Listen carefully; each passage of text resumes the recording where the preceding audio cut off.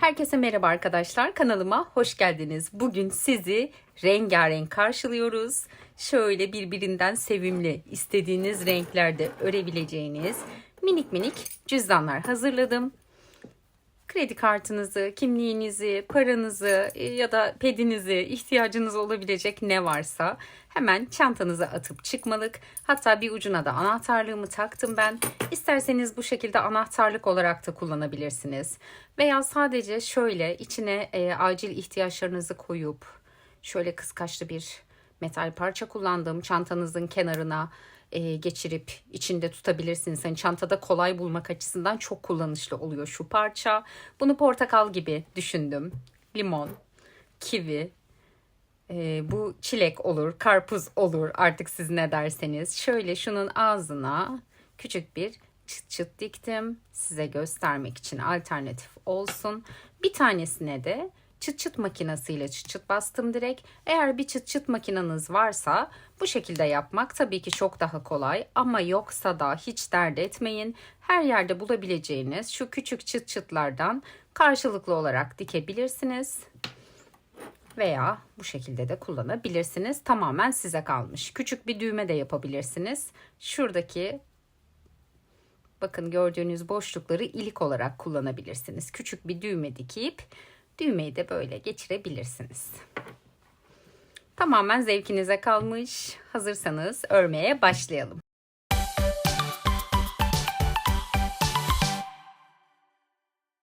Kullanacağımız malzemeler bu şekilde. Herhangi bir marka koton iplik kullanabilirsiniz. Bu defa bu rengi tercih ettim. Şöyle böğürtlen gibi olacak. Çok seviyorum çünkü bu tonu ve biliyorsunuz morun cüzdanda uğur getirdiğine inanılır. Bir tane de böyle deneyelim istedim. 2,2 milim tığla ördüm cüzdanın tamamını. Makas ve iğneye ihtiyacımız olacak. Şöyle bir parça kullandım ben. Çok kolay bulabileceğiniz bir parça. Yoksa da normal bir anahtarlık halkası da geçirebilirsiniz bu arada. Bakın şurada gösterdiğim gibi bu halkanın içine direkt bunları da geçirip anahtarlığınızı da koyabilirsiniz.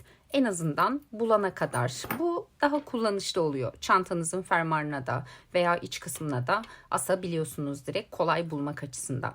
Çıt çıt makineniz varsa şöyle bir çıt çıt kullanabilirsiniz. Biliyorsunuz bunlar böyle 4 parçadan oluşuyor. Altlı üstlü takıyorsunuz. Yoksa hiç sorun değil. Şöyle her yerde kolayca bulabileceğiniz minik metal çıt çıtlardan da dikebilirsiniz. Tamamen size kalmış. Her şeyimiz hazırsa başlayabiliriz. Öncelikle gövde kısmını örerek başlıyoruz. Ana rengimi aldım ve 30 tane zincir çekiyorum.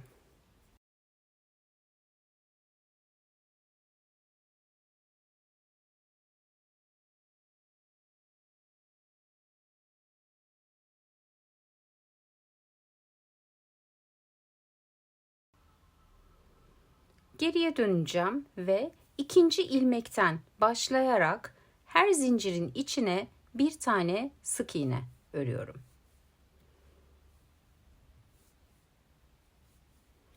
Toplam 29 tane sık iğne.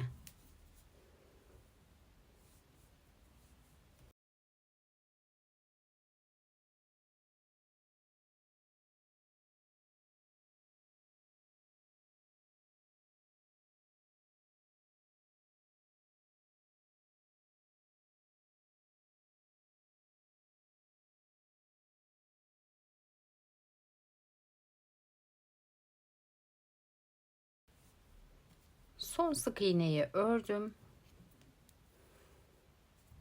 Bakın şöyle bir parça oluştu elimde. Daha büyük bir cüzdan isterseniz orantılı bir şekilde sayılarını büyütebilirsiniz. Ama bence yeterli. Kredi kartı, kağıt paralarınız, kimliğiniz çok rahat bir şekilde sığıyor içerisine. Sıra sonunda bir tane zincir çektim ve geri döndüm.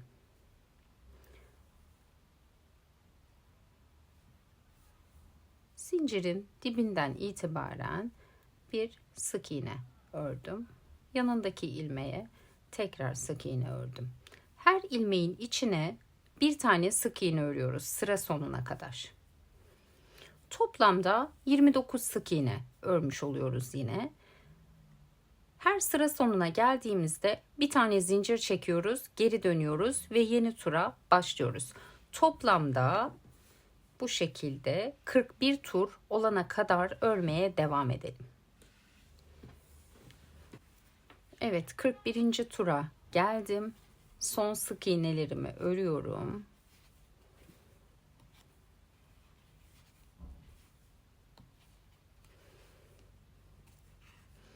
Ve ipliğimi kesiyorum. Çok uzun kesmenize gerek yok. Sadece sağlamlaştıracak kadar kesseniz yeterli. Şöyle koyalım parçamızı. Bakın tam 41 tur var burada.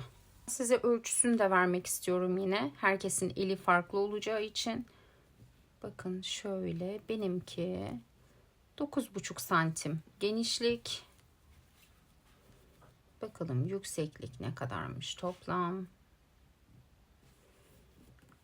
Yüksekliği de 12,5 santim olmuş yaklaşık. Elden ele mutlaka değişecektir. Şöyle bir parçamız. Şimdi bunu kenara alabiliriz. Şurasını keselim.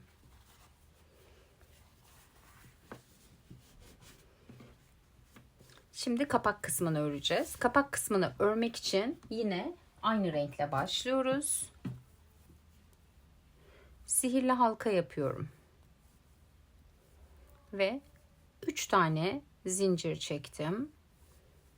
Sihirli halkanın içine 10 tane ikili trabzan örüyorum.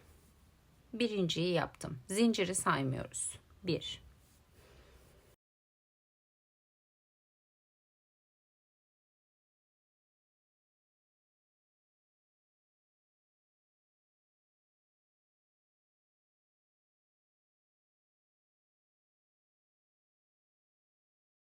10. ikili trabzanı ördüm. Halkayı kapatıyorum.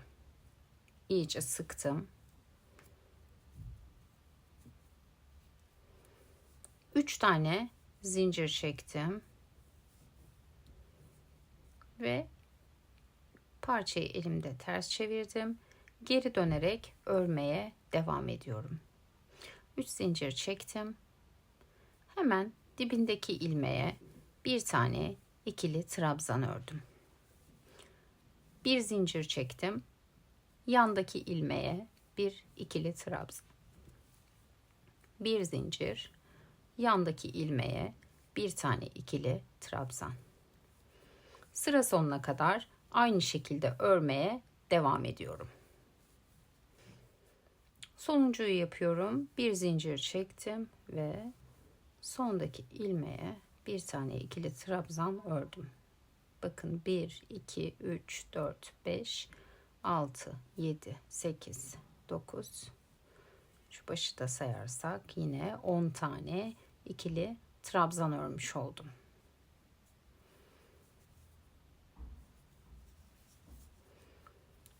Tekrar 3 tane zincir çektim ve yine geri dönüyorum.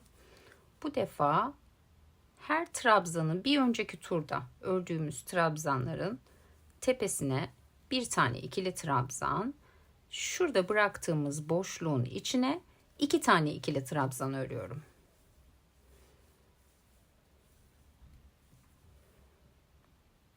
Yani şu direğe bir tane, boşluğa 2 tane diyebiliriz. Sıra sonuna kadar bu şekilde devam ediyoruz. İkili trabzan. Direğe bir tane ördüm. Şuradaki boşluğun içine 2 tane ikili trabzan ördüm.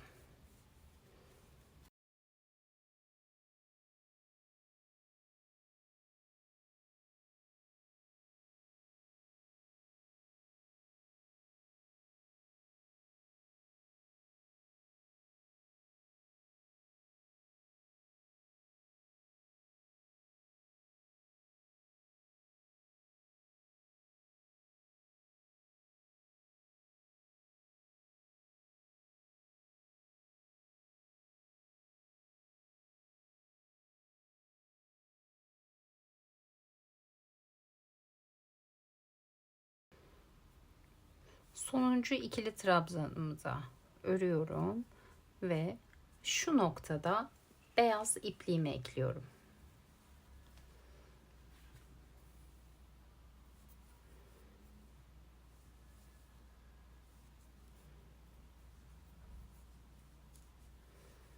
İki tane zincir çektim bu defa. Geri döndüm. Şu iki ipliği yürüterek örüyorum ben. Sağlam olması açısından.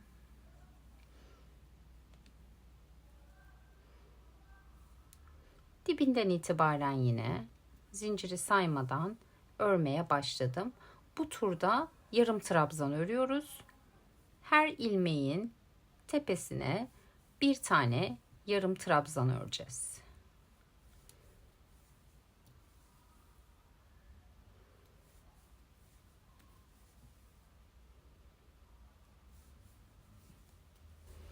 Son yarım trabzanımı da yapıyorum ve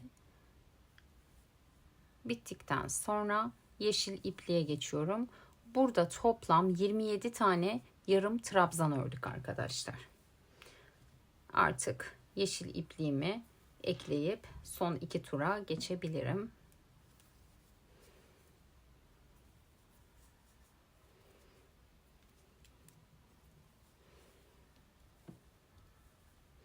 Üç tane zincir çektim. Yine beyaz ipi bir müddet içeriden yürütüp o şekilde kesebilirsiniz. Bir tane ikili trabzan ördüm. Yandaki ilmeğe tekrar ikili trabzan ördüm ve yandaki ilmeğin içine iki tane ikili trabzan ördüm. Yani arttırma yaptım. Sıra sonuna kadar bu şekilde öreceğiz. 2 tane ikili trabzan, bir tane arttırma. 1 2 yandaki ilmeğin içine arttırma.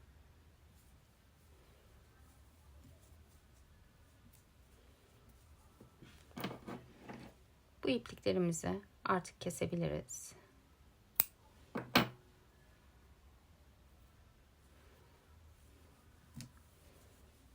Devam ediyoruz. Bir tane ikili trabzan. Yandaki ilmeğe bir tane ikili trabzan daha. Onun yanındaki ilmeğe iki tane ikili trabzan.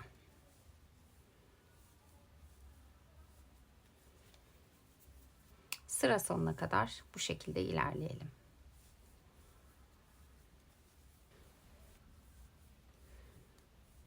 Artık sıra sonuna geldim. Son olarak iki tane ikili trabzan ördüm.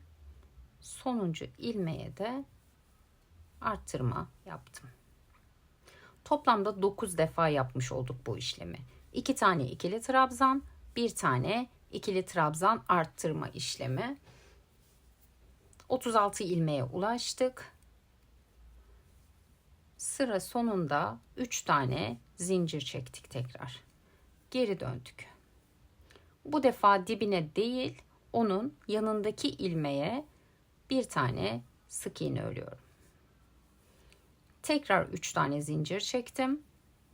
Hemen yandaki ilmeğe bir sık iğne ördüm. 3 tane zincir çektim. Hemen yandaki ilmeğe bir tane sık iğne ördüm. Son turu da bu şekilde tamamlıyoruz. Sıra sonuna kadar 3 tane zincir, yandaki ilmeğe bir sık iğne. Son ilmeğe geldim. Yine 3 tane zincir çektim ve sık iğnemi ördüm.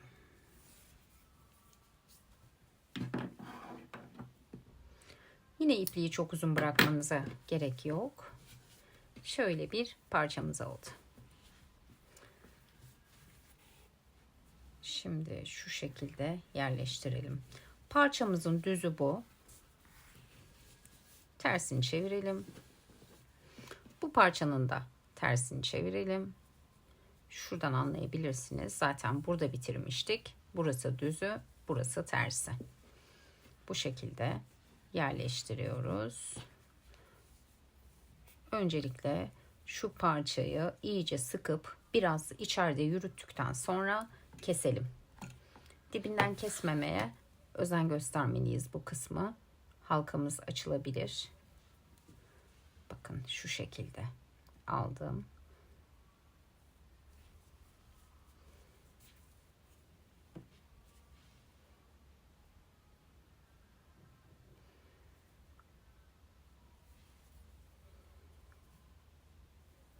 Şurada yine bir sağlamlaştırmak için düğüm atıyorum.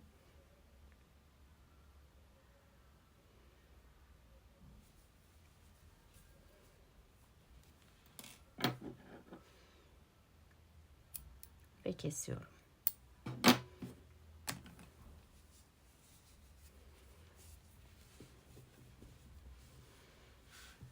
Şimdi yanımıza sabitleme iğnelerimizi alalım.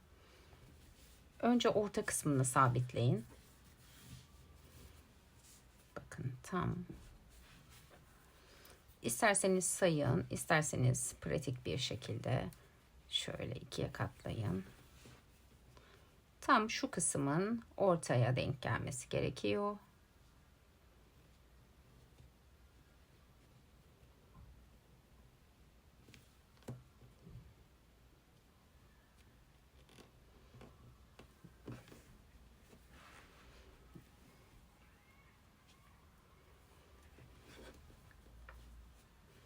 Ortayı sabitledikten sonra kenarlarını ayarlayın ve dikmeye başlayın. Tam şurada sondan bir önceki turu sabitliyorum ben.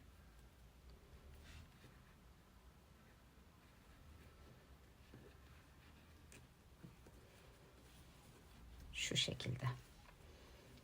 Diğer tarafı da yapalım.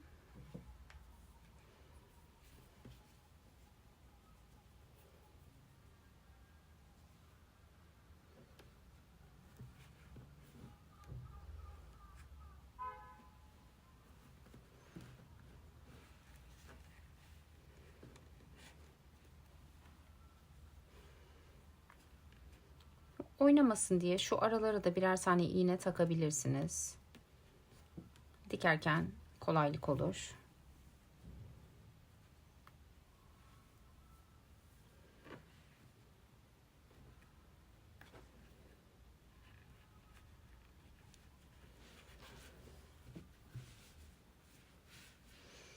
Evet, bu şekilde dikmeye başlıyoruz. Ben şu iki baştaki yeşil yeri yeşil iplikle diktim ama şu orta kısmı lila rengi iplikle diktim. Görüntünü rahatsız etmemesi için dikiş aşamasına özen göstermelisiniz. Şuradan ilmeklerin arka kısmını aldım. Bu iğneyi çıkarabilirim bence artık. Bakın çok ince ince dikiyorum. Dışarıdan görünmemesi için.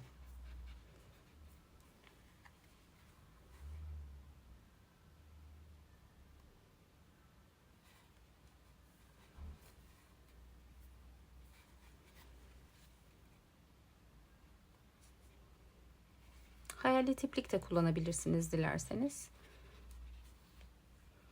Nasıl kolayınıza geliyorsa o şekilde birleştirebilirsiniz bu kısmı. Ben böyle bir dikiş tercih ettim. Daha sağlam olması açısından. Şöyle sağlamlaştırdım. İpliği yukarı doğru biraz yürüttükten sonra kestim. Şimdi bir parça lila rengi iplik geçirdim. Şu orta kısmı dikeceğim. Küçük bir düğüm attım. O yüzden şöyle biraz yukarıdan batıyorum iğnemi ki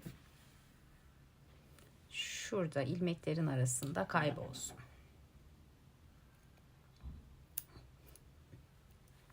Bakın düğümüm şurada kaldı ve belli bile olmuyor. Yine ilmekleri ince ince alıp dikkatli bir şekilde dikiyorum. Örgüyü gösteren en önemli şey dikiştir bence. O yüzden dikiş aşamasına özen göstermenizi öneriyorum. Zaten en çok vakit alan kısım olduğunu da düşünüyorum. O yüzden oldum olası pek sevmem. Ama işimizin çok önemli bir parçası.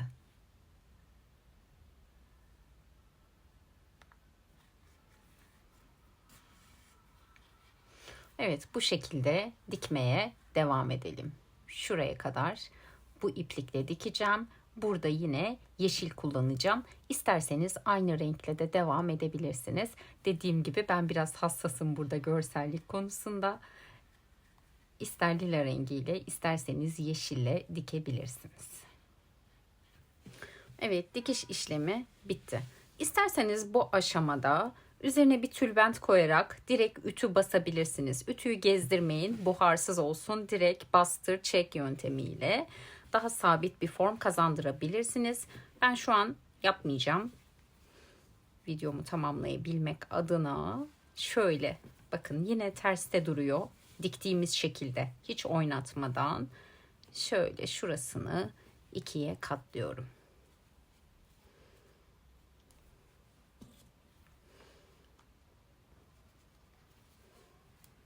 İğneler yardımıyla şu şekilde sabitleyebilirsiniz.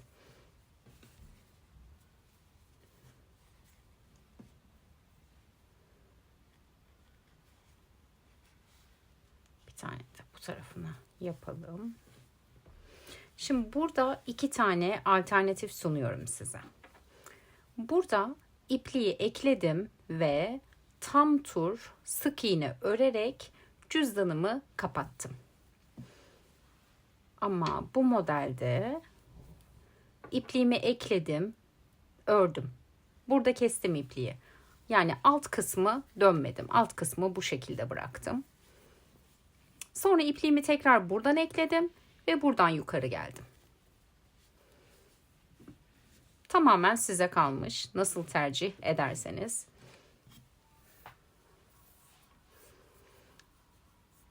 Yine lila rengi ipliğimi aldım ve şuradan en başından itibaren ipliğimi ekledim.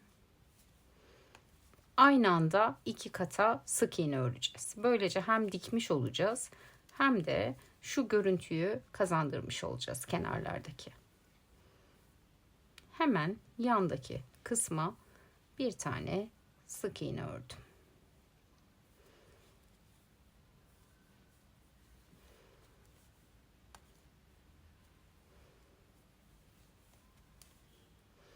Bu şekilde köşeye kadar gelelim. Köşedeki son sık iğnemi de ördüm. Eğer alt kısmı sık iğne dönmek istemiyorsanız burada ipliğinizi kesin ve şuradan ekleyerek tekrar burayı ördüğünüz gibi burayı da örün. Ben şimdi size göstermek açısından burayı da geçeceğim. Son sık iğnemi ördükten sonra şöyle tutuyorsunuz parçayı elinizde. Bakın zaten yine tığınız sizi yönlendiriyor. Şurada gördüğünüz hemen şuradan batıyorsunuz, buradan çıkıyorsunuz. Tam altta kalan turda bu şekilde yine birer tane sık iğne örerek dönüyorsunuz. Bu şekilde. Hemen şuradan battım. Arkasından çıktım ve sık iğne örüyorum. Zaten ilmekler çok belli. Her ilmeğe bir tane örüyorum köşeye gelene kadar.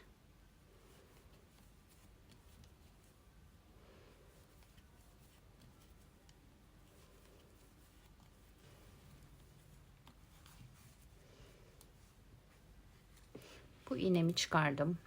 Artık tabandaki son sık iğneyi ördüm. Tekrar yan tarafa geçiyorum ve bir tane sık iğne örüyorum.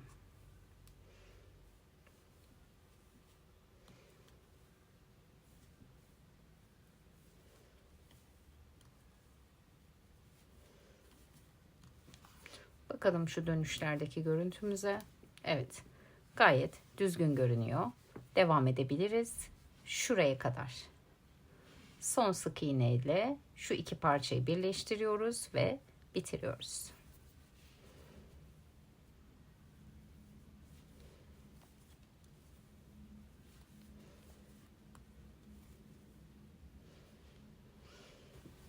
Son sık iğnemi de ördüm. İpliği sağlamlaştıracak kadar uzun bırakmanız yeterli. Evet, cüzdanımız neredeyse hazır diyebiliriz. Şimdi şu aradaki küçük parçasını öreceğiz ve şu meyve dilimimizi yapacağız. Meyve dilimi için yine lila rengi ipliğimi aldım ve sihirli halka içine 6 tane sık iğne örüyorum.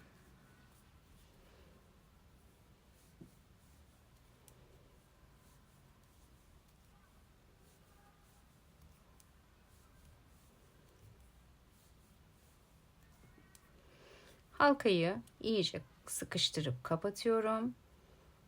İkinci tura başlıyorum direkt. Her ilmeğin içine 2 tane sık iğne öreceğim bu turda. Sıra sonuna kadar.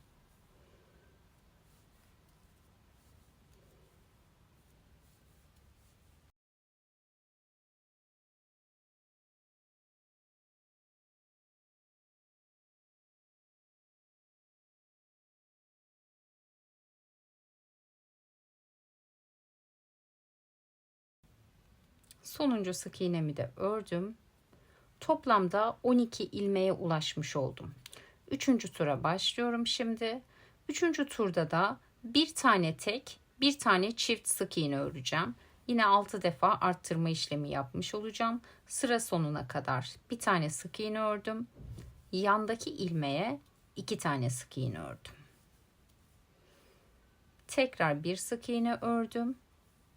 Yanındaki ilmeğe 2 tane sık iğne ördüm. Sıra sonuna kadar toplamda 6 defa bir sık iğne, bir arttırma işlemi yapıyoruz.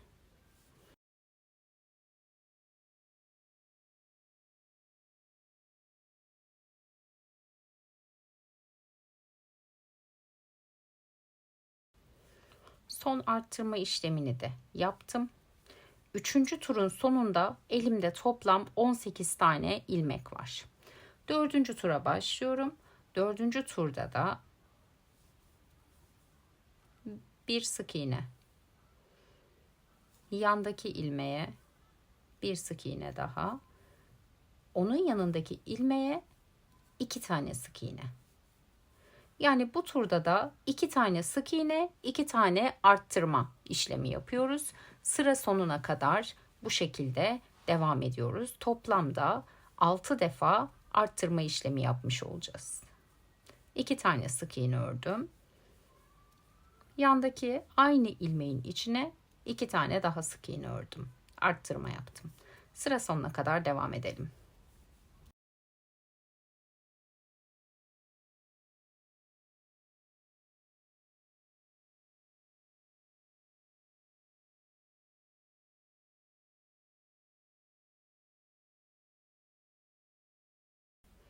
Sıra sonuna geldim.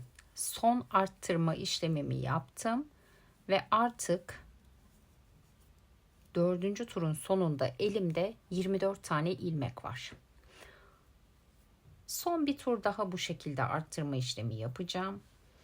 Bu defa bir tane sık iğne ördüm.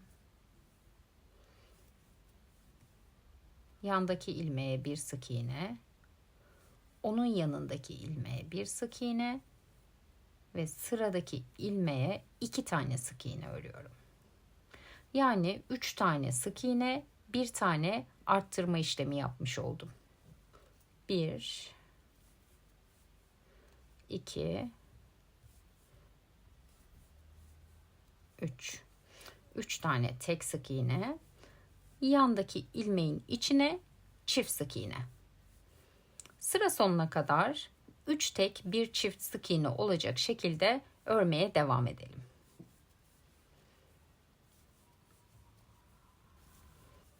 Son arttırma işlemimi yapıyorum şu an. Sıra sonuna geldim. Toplamda elimde 30 tane sık iğne var. Bu noktada ipimin rengini değiştiriyorum ve beyaza geçiyorum. Bir tur beyaz öreceğiz.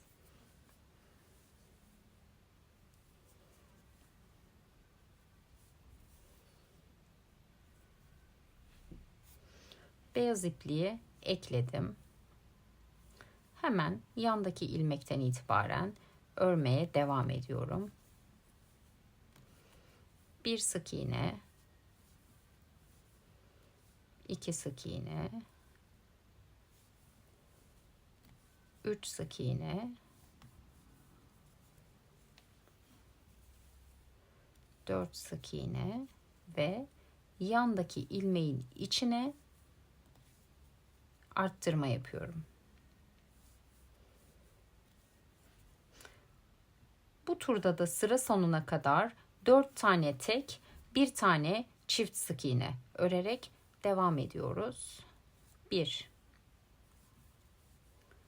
2 3 4 ve bu ilmeğin içine 2 tane sık iğne ördüm. 4 sık iğne, 1 tane arttırma işlemi yaparak sıra sonuna gelelim. Tur sonuna geldim. Sonuncu arttırmamı yapıyorum ve bitirirken de ipliğimin rengini yeşile döndürüyorum.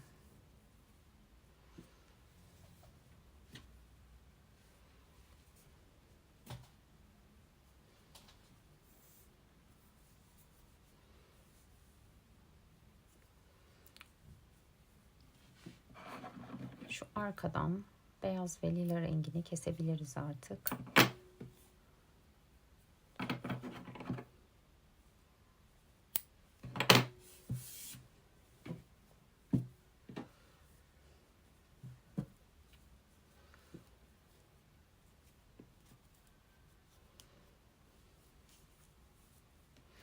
İki tane zincir çektim. Yeşil ipliği ekledikten sonra.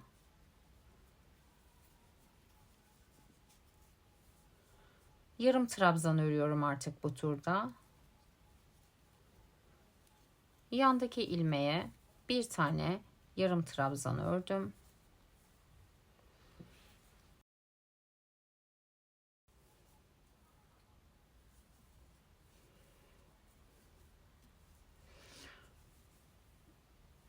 Üç,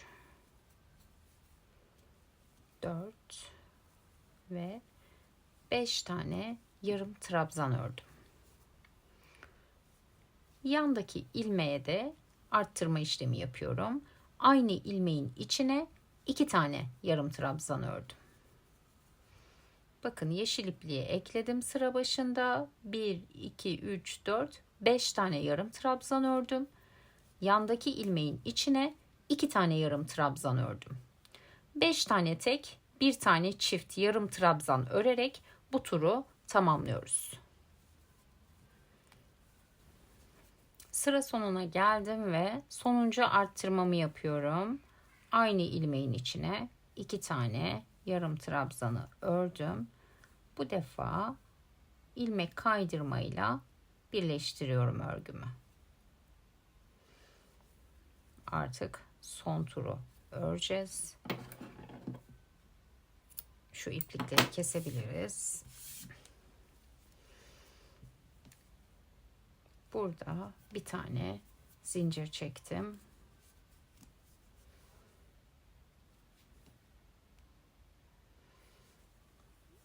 Burada 2 tane zincir çektim.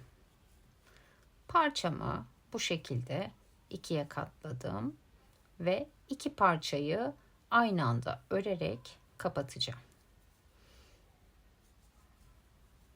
Şu şekilde bir tane sık iğne ördüm.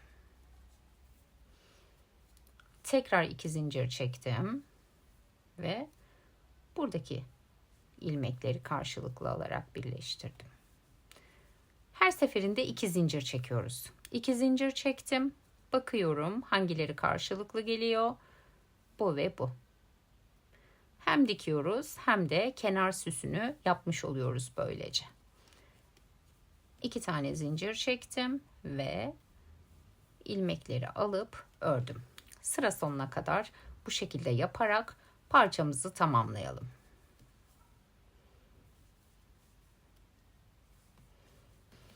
Evet, artık sonuna geldim. Burayı da birleştirdim. Ve en sonda 8 tane zincir çekiyorum.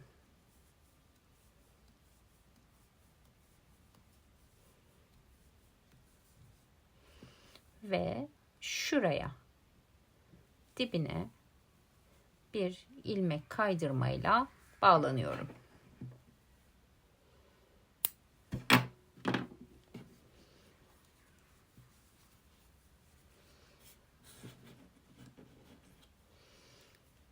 Şimdi bu parçayı iğne yardımıyla biraz sağlamlaştıralım ve keselim.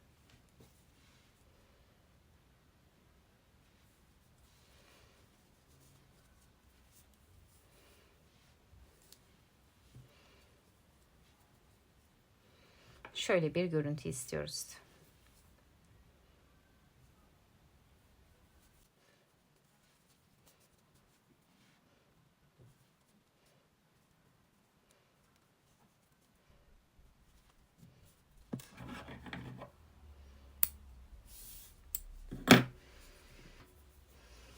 Evet, artık küçük meyve diliminize istediğiniz renkte çekirdekler işleyebilirsiniz. Ben buna da beyaz yapacağım. Şöyle herhangi bir yerden battım. Burayı bıraktım bitişte. Birbirine düğümleyip sağlamlaştırıp keseceğim çünkü. Çekirdekleri şöyle göz kararı istediğiniz şekilde yapabilirsiniz.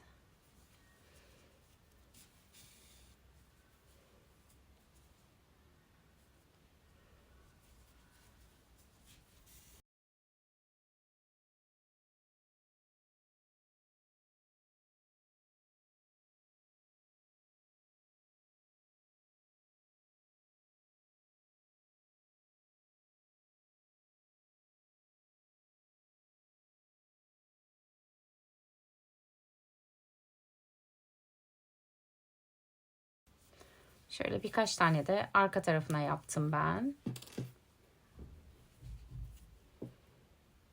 Battığım noktadan geri çıkardım. Küçük bir düğüm atarak sağlamlaştırdım ve kestim.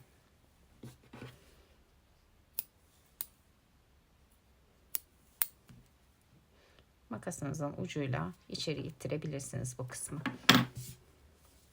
Bakın. Şöyle minik de bir meyve parçamız oldu. Şimdi şuradaki küçücük parçayı örelim hızlıca ve bitirelim. Yine lila rengi iplikle 4 tane zincir çekiyorum.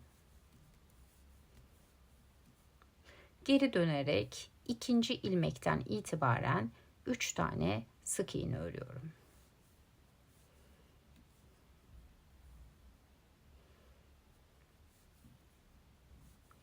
Şu başlangıç ipliğinizi her zaman böyle yürütüp o şekilde keserseniz çok daha sağlam olacaktır.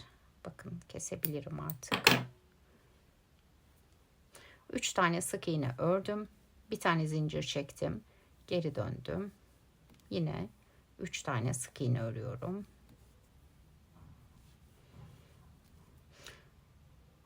Üç tur ördüm.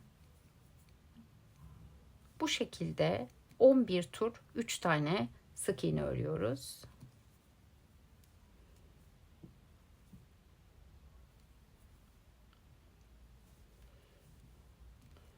Her turun sonunda bir tane zincir çekelim ve geri dönerek sık iğnelerimizi örelim.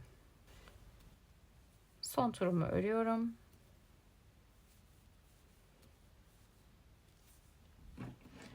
İpliği biraz uzun bırakabilirsiniz. Hemen kenarına dikeceğiz çünkü bunu. İğnemi geçirdim ve tam şu kısma sabitledim parçayı.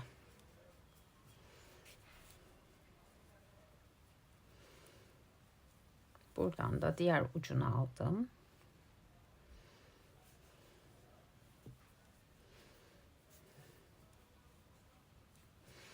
Bu şekilde dikiyorum.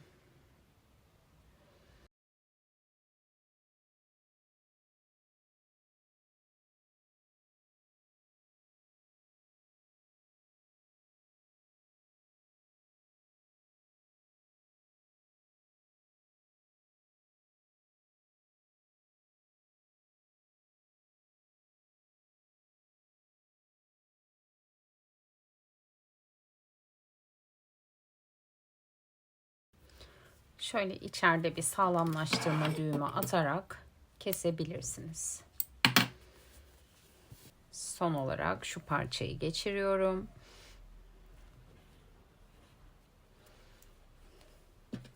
Ucuna da meyve dilimimizi ekliyorum. Ve cüzdanımız hazır. Bence bu renk de çok yakıştı. Şöyle bir dizelim hepsini, yan yana görelim. Bir tane de karpuzlu geliyor şimdi. Kırmızı. İstediğiniz rengi seçip örebilirsiniz. Umarım videomu beğenmişsinizdir. Beğen tuşuna basmayı ve hala abone olmadıysanız kanalıma abone olmayı unutmayın lütfen. Yeni videolarda görüşmek üzere. Hoşça kalın.